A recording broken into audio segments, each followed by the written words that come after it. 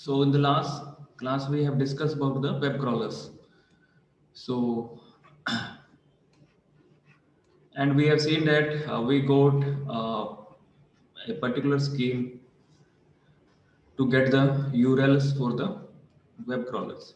And in the last class, we have also discussed that we will maintain two queues. One is called front queue, which will tell the crawler that which is the next URL to visit, and one is the back queue, which tells that in a particular web server or in a particular host, what are the links, other links to be visited. तो ए Q तो बता रही है कि next कौन सा visit करना है, और ए क्यू बता रही है कि पर्टिकुलर वेब सर्वर के अंदर या पर्टिकुलर वेब होस्ट के साथ और क्या क्या विजिट करना है. So now both are open research area, and हमने इसका एक एग्जांपल भी देखा था which is proposed by Baldi and Wigner, that whenever we visit a particular web page, also visit the uh, adjacent pages, not only single host page but the other pages.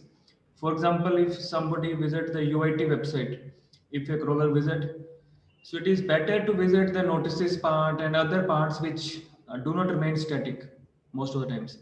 So whenever a particular host is visited, its adjacent pages should also be visited. So that is the idea given by that, and we can cache this information, or we can pre-build this graph, and accordingly we can visit the make the web crawlers to move. So now web crawler, whenever they visit a page, we know that they will bring some data. Now our aim is to now to move towards the page rank algorithm, which was initially used by Google, and we will try to build up our understanding towards that part in today's session. So we assume that web is a directed graph. In a page A, if there is hypertext using anchor tag, so if we have some hypertext given here, so that is linking to the another page. In this way, every page is linked with another page. So we can consider web as a directed graph. So the hyperlink between page denotes a author perceived relevance. So this is also, we assume that if a author of this page says have a link for page B, we assume that author assumed that page B is good. So this is a quality signal. So this is first assumption, that author of page A included this link because author of page A thinks that page B is good. Then the text in the anchor of the hyperlink describes the target page, because whenever we write href, then hyperlink, so along with the text which is written here in the hyperlink, so if we have seen the HTML tags, तो यहाँ पे जो text होता है, so that gives the brief about the page B, so which can be used to interfere the or infer the information about the page B. So these two assumptions are taken. So जब पहले search engine बनने start हुए थे 1996 onwards, so they have started with these two assumptions. Then initially we used the term worm, spider बाद में, the Mac brand used the term worm. So from anchor text, what we can get is, like for IBM's homepage can be distinguished because it is mostly graphical. So if we, let's say in a particular web page, you encountered a term IBM. तो how do you get to know that कि ये IBM का कौन सा page है? Home page अगर graphical है तो we assume it is a home page. अगर काफी हाई फ्रीक्वेंसी है, it may be possible because the copyright text may have every sentence including IBM. So वो copyright पेज हो सकता है. बट अगर एक थ्रेशोल्ड से ज्यादा हाई फ्रीक्वेंसीज है, सो it could B A spam page, भी किसी ने रैंकिंग बढ़ाने के लिए बार बार IBM लिखा हुआ है ताकि उस पेज की रैंकिंग बढ़ जाए. तो वो एक स्पैम पेज भी हो सकता है. So whenever web crawler encountered a particular term like IBM, so it could be its home page, it could be a copyright page, or it could be any other page. We have to determine that what kind of page it is. So so million piece of anchor text with IBM send a strong signal.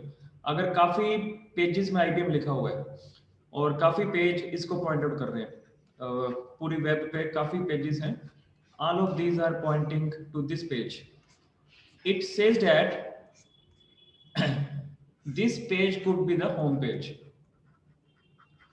क्योंकि काफी ज्यादा pages, let's say million of pages, million of websites says hyperlink to this page, so this could be the home page.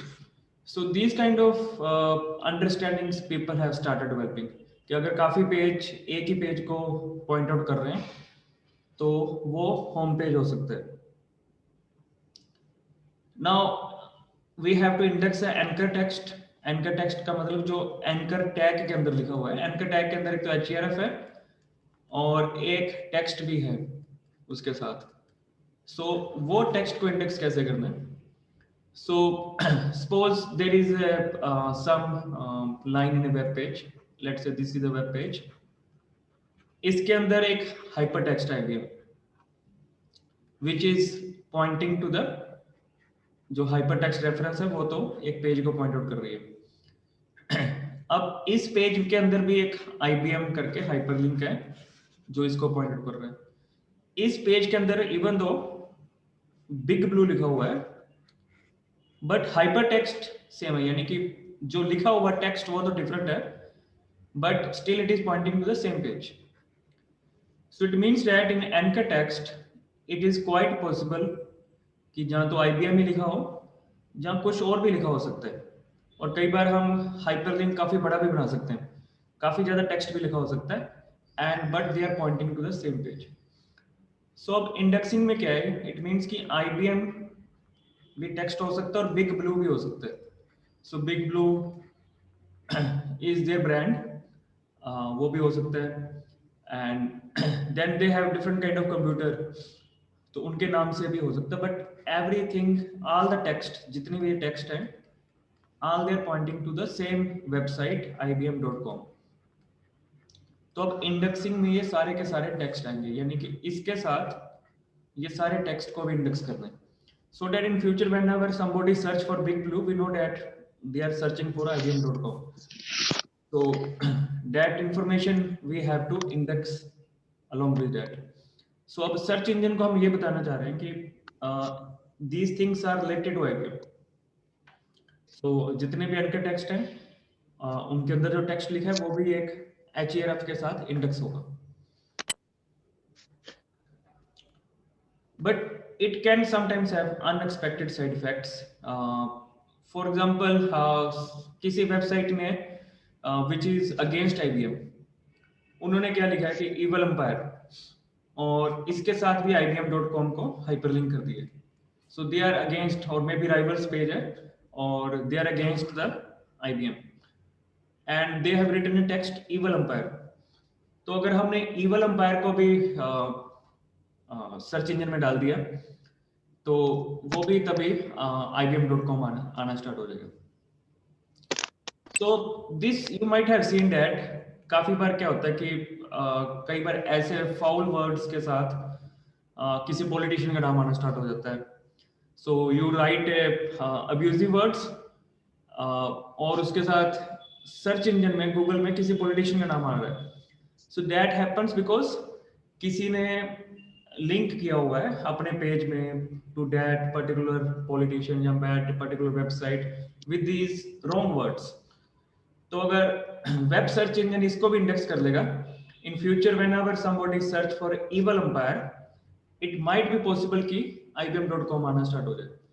सो इसलिए ऐसे unexpected side effects हो सकते हैं अगर हम सिर्फ इसको ही फोकस करें. सो इसका मतलब है कि सिंपल ऐसे इंडेक्सिंग नहीं करनी, हमें कुछ अथॉरिटी देनी पड़ेगी, हमें कुछ अथॉरिटी अटैच करनी पड़ेगी भी किसको किसका टेक्स्ट मानना है और किसका टेक्स्ट नहीं मानना है. We can not assume that everyone whatever is written wherever ibm.com is hyperlink is there, जो भी text है उसको index कर ही लेना है. We have to give some weights. So when these weights concept started, this started in the 1997 कि weights देने पड़ेंगे. तो अब weights देने के लिए there are multiple ways.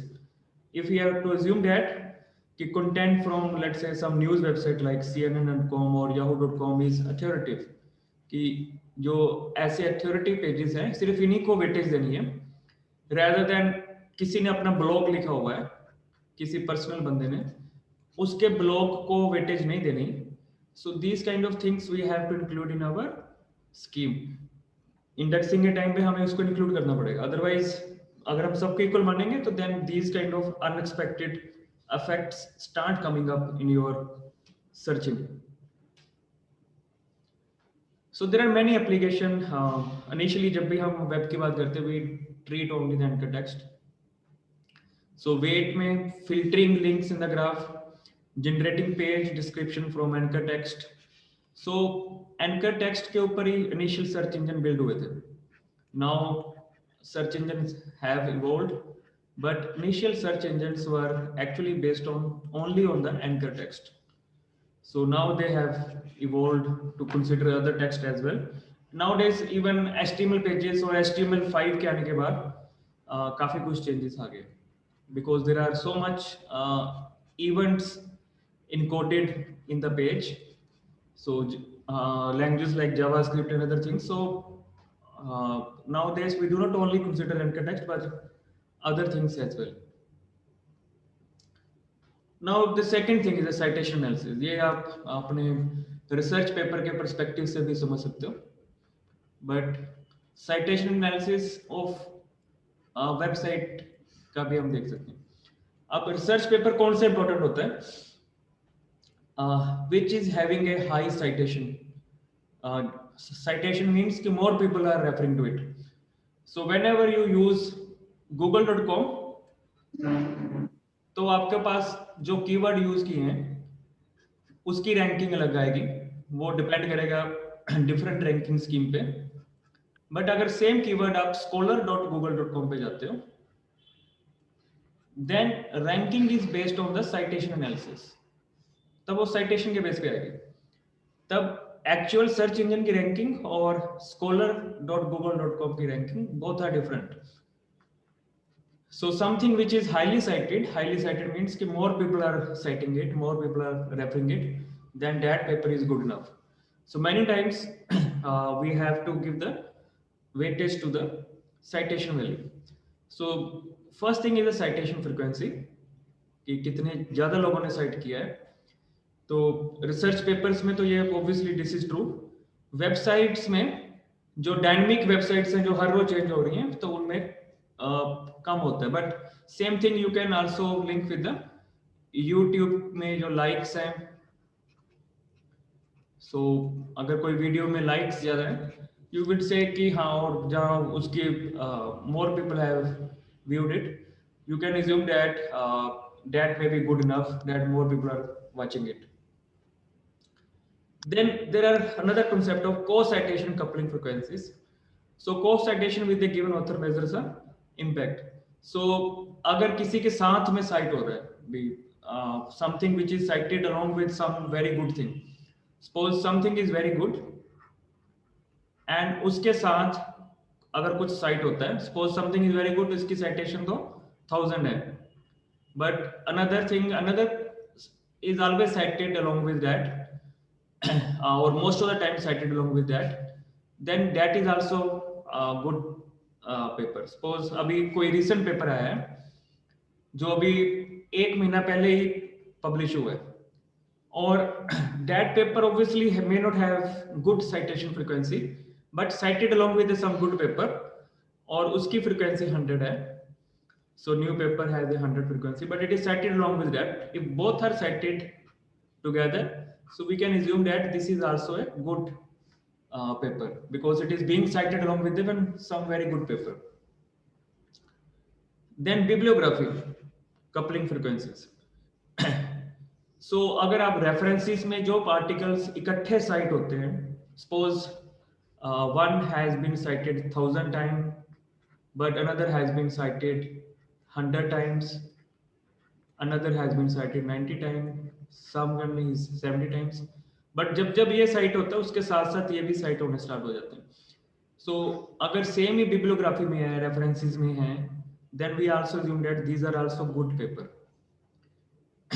So whatever जो साइट हो रहा है उसको साइटेशन के बेस पे अगर इंडेक्सिंग करते हैं तो who is this author cited by, तो साइटेशन के बेस पे जो इंडेक्सिंग होती है that is called the citation indexing.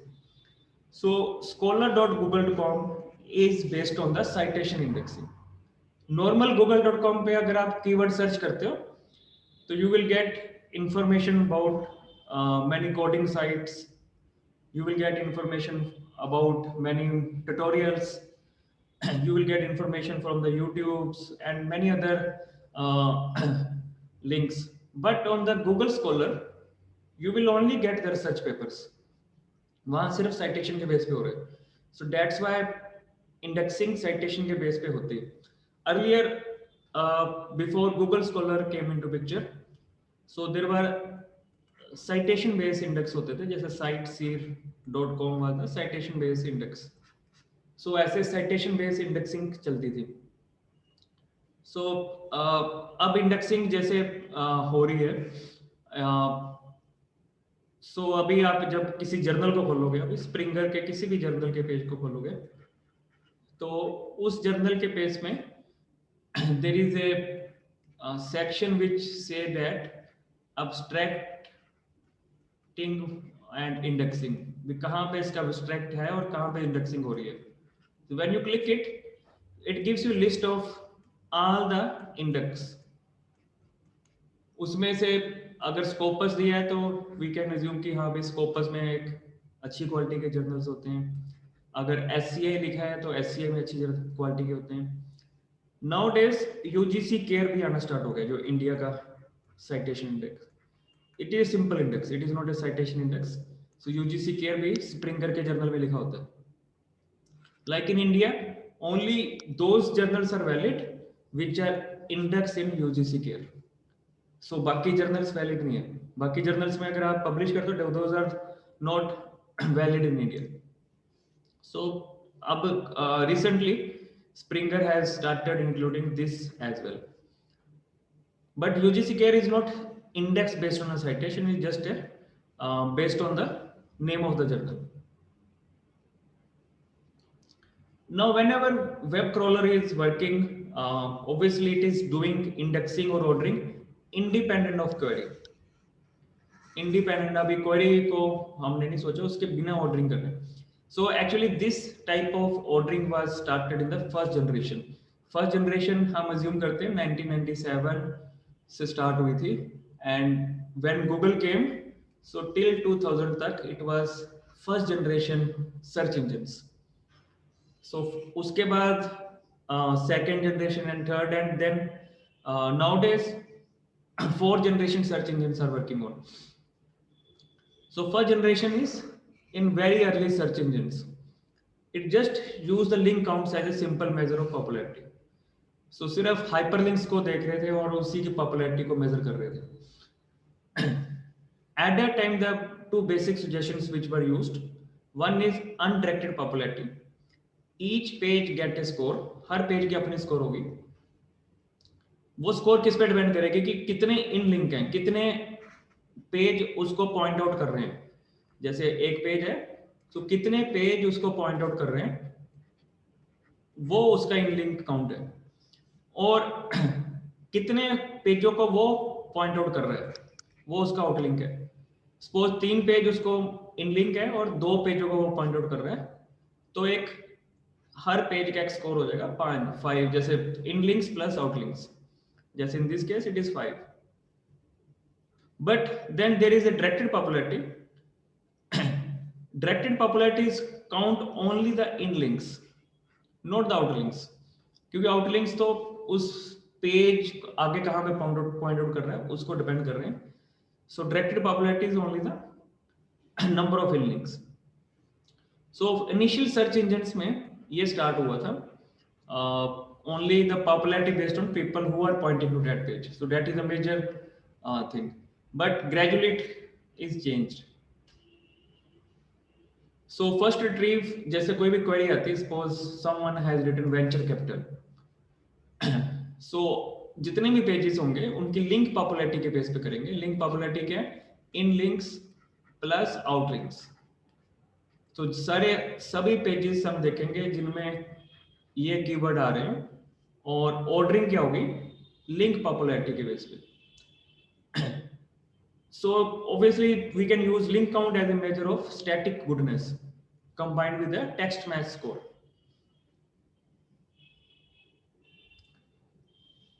But very soon people start spamming this thing. ये जो concept था बड़ी जल्दी spam out हो गया. So how do you spam each of the following heuristic? So कैसे spam कर सकते हैं हम इसको? Yes, anyone of you? अगर हम simple in link और out link रखते हैं तो कैसे spam कर सकते हैं?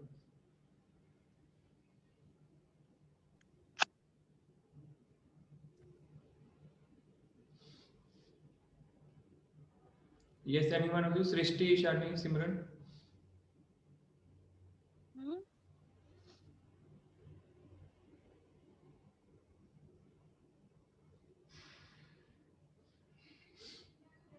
इसी में आंसर है, कैसे स्पैम करोगे आप?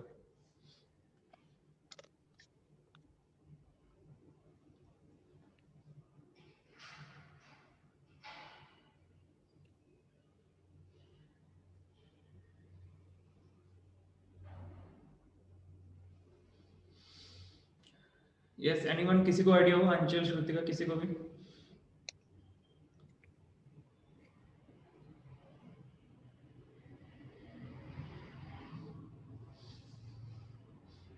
सो स्पैमिंग के लिए हमें करना क्या होगा? हमें ये दो वैल्यूज बढ़ानी पड़ेगी. ठीक है.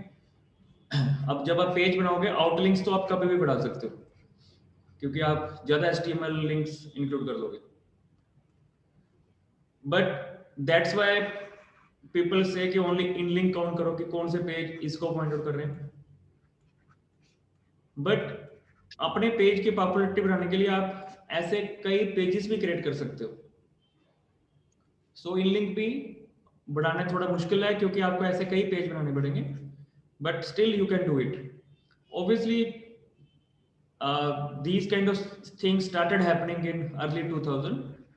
So जिसमें सर्च इंजन को स्पैम करके अपना पेज ऊपर लेके आना, अपना रैंकिंग में ऊपर लेके आना, that was started. So obviously simple in link and out link is not going to work. कुछ अठ्योटी हमें ऐड ऑन करनी पड़ेगी. So that's where the page rank, the first version come into picture. So अब इसको थोड़ा ध्यान से समझना है, जो फर्स्ट वर्जन जो है.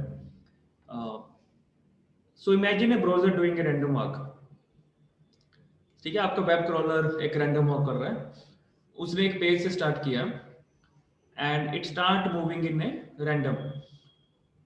Eight each step it go up to the current page along with one of the link on that page. Suppose इसको वहां पे 10 लिंक मिले तो ये किसी प्रोबेबिलिटी के साथ उस लिंक को विजिट करेगा. यानी 10 में से कोई 3 लिंक विजिट कर लेगा और 3 या 4 लिंक विजिट कर लेगा किसी प्रोबेबिलिटी के साथ. सबको विजिट नहीं करना. तो जैसे पहला पेज मिला और उसमें से कई लिंक थे, but it picks up few of those with some probability. अब नए पेज पे आ गया. नए पेज पे भी इसने ऐसे करना शुरू कर दिया and it start visiting up. So अब होगा क्या कि कभी ना कभी जब पूरी वेब पे ये विजिट करेगा तो कभी ना कभी ये ओरिजिनल पेज पे वापस आ जाएगा. सपोज हमने UIT के पेज से स्टार्ट किया और यहां से हमें PU का पेज मिला और PU के पेज से तो हम इमीडिएटली UIT पे वापस आ जाएंगे क्योंकि वहां पे लिंक होगा. सपोज UIT के पेज से हमें AICT का पेज मिला और आगे कोई और लिस्ट, कोई और पेज मिला और वहां से हमें UIT के पेज पे वापस आ गए. या UIT से हमें NPTEL का पेज मिला और ऐसे ऐसे करते करते. सो इन एनी केस जब भी हम कोई ग्राफ विजिट करते हैं तो अल्टीमेट चांसेस है कि हम उसी पेज पे वापस आ जाए जहां से स्टार्ट किया था। सो कितना टाइम लगता है हमें वापस आने में, वो उसका विजिट रेट है। Time in terms of nodes, how many nodes are required to come back to the same page. So अगर तो कोई पेज पॉपुलर होगा, उस पे वापस आने में कम टाइम लगेगा, बट अगर कोई पेज पॉपुलर नहीं है तो उस पे वापस आने में हमें ज्यादा टाइम लगेगा। ये क्लियर है सबको?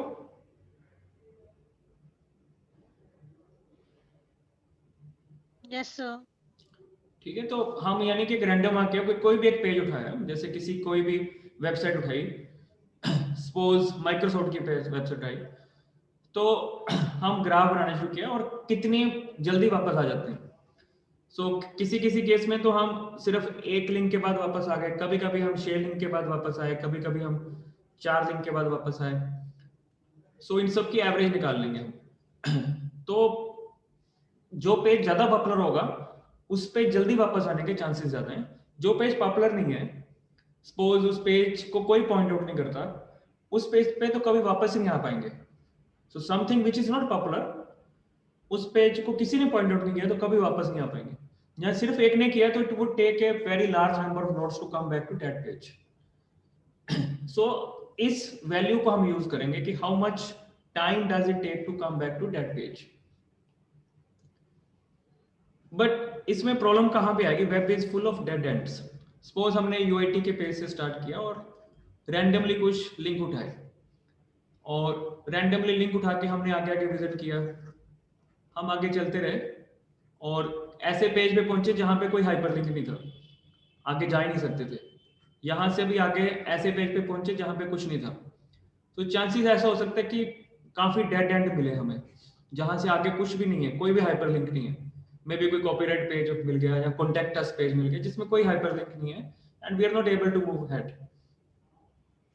और उस केस में, काफी केसेस में तो वापस नहीं जा पाएंगे, ओनली वेरी फ्यू केसेस में वापस जा पाएंगे। So it make no sense to talk about the long term visit rates. Suppose किसी केस में तो हम 100 नोट के बाद पहुंचे, सो उनको हमें इग्नोर करना पड़ेगा। अब इसका सोल्यूशन क्या था? टेलीपोर्टिंग। सपोज हम अगर डेड एंड पे पहुंच गए हैं, सपोज हमने यूआईटी के पेज से स्टार्ट किया और कोई ऐसे पेज पे आ गए जहां कॉन्टेक्ट अस लिखा था, कुछ नहीं है, डेड एंड है, तो हम टेलीपोर्ट कर देंगे। टेलीपोर्ट का मतलब रैंडमली कोई और पेज उठा लेंगे, रैंडमली कोई और पेज से स्टार्ट कर देंगे। सो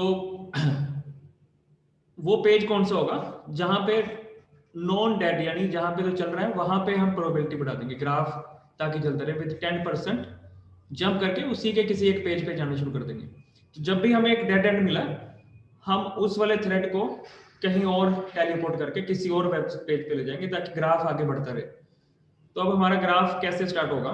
सपोज हमने 3 लिंक उठाए, सपोज ये डेड एंड है, यहाँ पे आगे कुछ नहीं है, इससे भी 3 उठाने थे, बट अब ये डेड एंड इसमें से चौथे लिंक पे स्टार्ट हो जाएगा। ये वाला थ्रेड इसमें 3 की बजाय 4 उठा लेंगे, इसमें भी हम 3 उठाएंगे। सपोज इसमें भी 2 डेड हो गए, so this is also dead, this is also dead. Dead मतलब आगे हाइपरलिंक नहीं है। तो अब इसमें से जो 3 उठाने थे, इसमें भी 4 उठा लेंगे, इसमें भी 4 उठा लेंगे, ताकि इनको आगे आगे करते रहे। तो हम ग्राफ को आगे आगे लेते जाएंगे, रादर देन कि डेड एंड पे रुक गए, we keep on doing that. So with the remaining probability, so भी वो प्रोबेबिलिटी क्या होगी, हम बढ़ा देंगे। जो सपोज हमने 1/3 रखी थी, तो 30% प्रोबेबिलिटी है, तो 10% प्रोबेबिलिटी के साथ बाकी चौथा एंड भी हम उठा लेंगे। और ये जो नंबर जो 90%, दीज आर नॉट फाइनल, ये तो just for understanding we are doing that. Otherwise कोई ऐसा नहीं कि हाँ 90% प्रोबेबिलिटी के साथ ही जाना है या वो जाना है। और जो 3 लिंक के उठाने हैं, ये हर जो पेज रैंक एल्गोरिथम है, हर कोई अपनी प्रोबेबिलिटी के साथ कुछ पेज उठाएगा। So it could be anything. So ऐसा नहीं 3 ही उठाने, it could be k link उठा सकते हैं। और जो अगर टोटल n लिंक्स हैं, उसमें से k link with some probability उठा लेने। और डेड एंड जब आ जाता है, तो बाकी के जो n-k लिंक हैं उसको विद सम प्रोबेबिलिटी उठाना। अगर इसको x प्रोबेबिलिटी के साथ उठाया इसको 1 माइनस एक्स प्रोबेबिलिटी के साथ उठाना है। ठीक है, तो x जैसे इस केस में 90% है कि अगर k लिंक 90% प्रोबेबिलिटी के साथ उठाए तो rest of the n minus k links जो टोटल n लिंक थे उसमें से उसको 100 माइनस 90% यानी कि 10% प्रोबेबिलिटी के साथ उठा लेंगे। तो इस तरह से हम टेलीपोर्टिंग से डेड एंड को अवॉइड करके ग्राफ बढ़ाते जाएंगे। सो हम एक पेज से स्टार्ट करेंगे एंड उससे पूरा ग्राफ बनाएंगे। वो ग्राफ कितना बड़ा होगा, like Google keep on going, Google keep on running the web crawlers all the time from the main host, एक वेब सर्वर से वो बनाते रहता ग्राफ। इससे एक पेज का स्कोर आना स्टार्ट हो जाता है, कितना टाइम लगता है और कितनी बार हम किस एंड से उसी पेज पे दोबारा पहुंच जाते हैं। सो टेलीपोर्टिंग एडवांटेज क्या होगा, वी वॉन्ट स्टक, ऐसे नहीं होगा कि एल्गोरिथम खत्म हो जाएगा, ग्राफ छोटा बनेगा, we will keep on moving. So there is a long term rate at which any page is visited and अब हमें विजिट रेट देखना है। विजिट रेट की जब भी ये ग्राफ बना है, वापस उसी पेज पे आने को कितना टाइम लगता है, that is our visit rate. जैसे किसी केस में जल्दी आ जाएंगे और किसी केस में it would take more time to visit the same. किसी केस में तो 3 लेवल के बाद ही आ गया, किसी में 10 लेवल के बाद आया, किसी में इवन 100 लेवल के बाद आया। So how much time does it take to come back to the same page? That is called the visit rate. तो ग्राफ बनाना शुरू किया हमने और वापस उसी जगह पे जहां से शुरू किया था कितनी देर में आए, सो that is a visit rate. So her node के लिए अलग से वेब क्रॉलर ऐसे मूव करना शुरू हो जाएगा। टू अंडरस्टैंड दिस कॉन्सेप्ट, अभी हम आज के लेक्चर में मार्कव चेन का concept start I will discuss, rest we will discuss in the next lecture. हम नेक्स्ट लेक्चर में भी ये थोड़ा सा इसी को रिपीट करेंगे। तो अब मार्कव चेन में क्या है कि अब हम ग्राफ को देख रहे हैं, वेब को कैसे देख रहे हैं, as a sequence of states. हमारे पास एक ग्राफ बन गया, उस ग्राफ में क्या है, हर नोड की अपनी एक प्रोबेबिलिटी या विजिट रेट है, कितनी देर में वो आता है। हमने पूरा ऐसे बार बार चलाया है एल्गोरिथम और अब हमें पता है कि इस नोड पे की प्रोबेबिलिटी क्या है और ith नोड से jth नोड जाने की प्रोबेबिलिटी क्या है, विजिट रेट क्या है। विजिट रेट से हमने एक प्रोबेबिलिटी निकाल ली कि अगर मैं 100 नोड विजिट करता हूं तो कितने केसेस में वो वापस उसी नोड पे आ जाता हूं। अगर मैं 100 नोड विजिट किए और मुझे 10 बार में वापस उसी नोड पे आ जाता हूं तो उसकी प्रोबेबिलिटी 10/100 हो जाएगी। सो अब किसी भी नोड पे से किसी दूसरे नोड पे जाने के लिए आई गोट ए वन वैल्यू कि आई से अगर जे पे जाना है तो क्या प्रोबेबिलिटी होगी, क्या विजिट रेट होगा। सो कभी भी जब हमारा वेब क्रॉलर चल रहा है सो वो किसी ना किसी एक नोड पे होगा, अब उसे दूसरे नोड पे जाने की प्रोबेबिलिटी हमने कैलकुलेट की होगी। तो ऐसा हमने एक मैट्रिक्स बनाई होगी। सो हमारे पास पहला नोड n1 n2 सपोज ऐसे 100 नोड है और n1 से n1 जाने की प्रोबेबिलिटी तो 1 ही है बिकॉज ज्यादातर में होम लिंक तो होता ही है। ऐसे हम n1 से n2 जाने की प्रोबेबिलिटी या n2 से n1 जाने की प्रोबेबिलिटी ऐसी मैट्रिक्स बना लेंगे। So we will make a matrix. So matrix says that what is the probability that कि हम अगर n2 नोड पे हैं तो n1 पे जाने की क्या प्रोबेबिलिटी है। जरूरी नहीं है कि n2 नोड पे लिंक हो, मे बी n2 से n3 पे जाए, n3 से n4 पे जाए और वहां से हमें n1 पे जा पा रहे हैं।